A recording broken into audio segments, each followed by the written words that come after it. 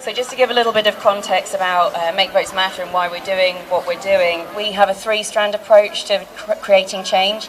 The really important bit is the grassroots, so events like this, local groups, people getting people to sign petitions. At least last year's election result, in that result the Conservatives, the amount of seats that they got fairly roughly reflected the amount of votes they got.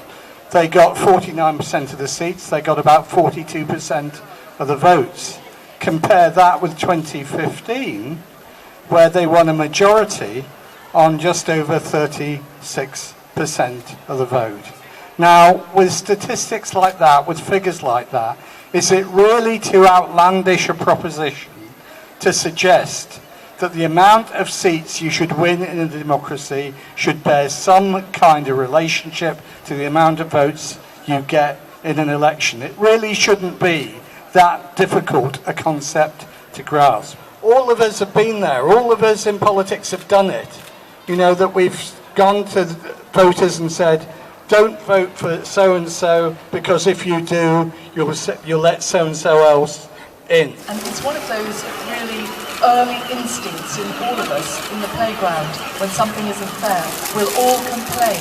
And so it isn't really a wonder, is it, that a third of our electorate really don't think it's worth celebrating democracy, and it's a pretty shocking state of affairs. Surely it's time for us to change a situation where marginals hold the sway, where according to something I was reading, 533 voters in 9 constituencies could have given the Tories a majority parliament, a majority government in the last election.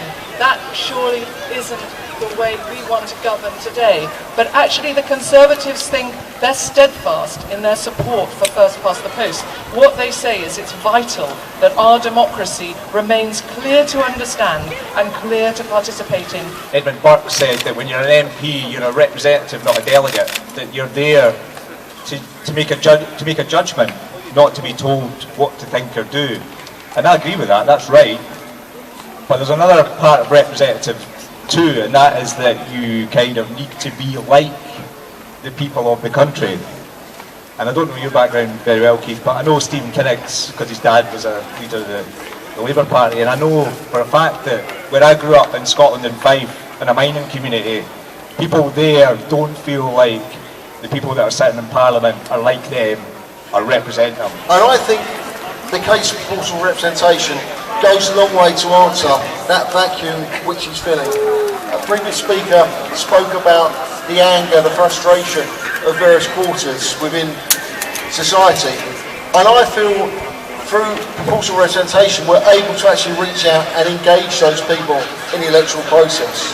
And we have to get away from the standard Liberal, Labour, Conservative politics. And if you actually look at, I'm a former UKIP MEP, I now sit as an independent. We have colleagues here from the Green Party today, because it is a huge opportunity to bring in people from all walks of life who feel disenfranchised with the political process.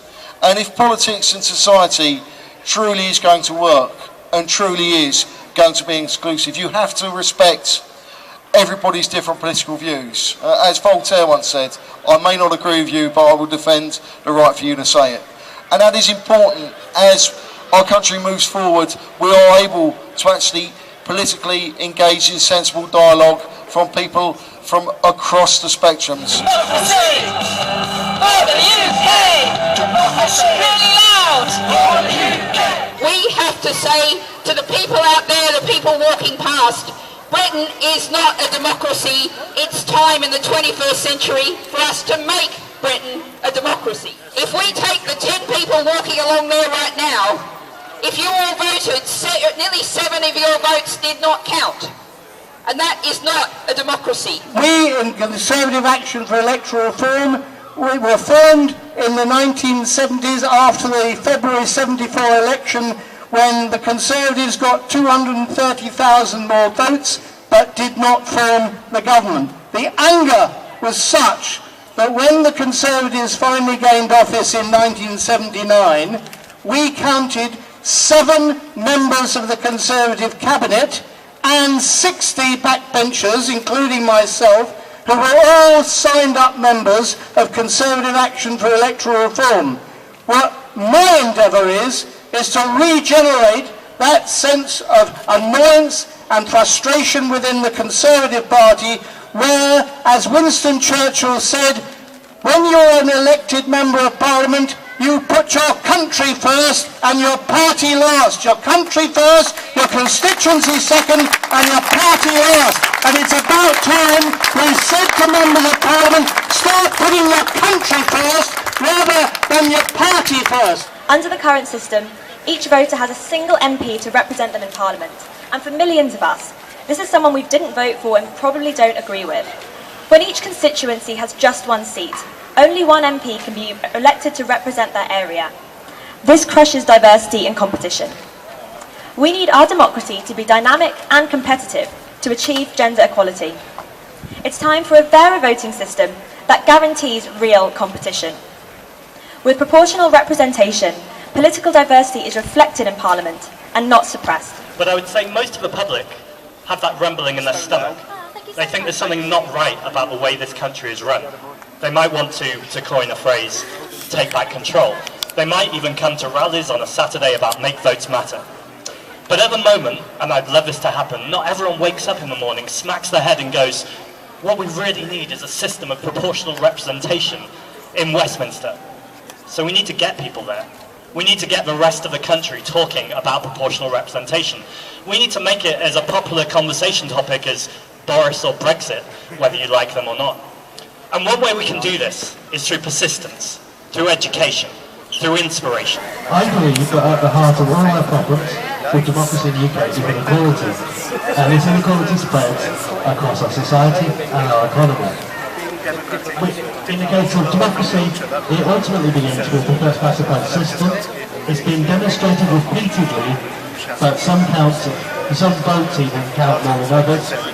In Birmingham, the results of recent general elections mean that out of the 10 constituencies that make up the Birmingham city, 9 have Labour MPs. There's a battle outside and it's raging. It will soon shake your windows and rattle your walls, for the times they are changing.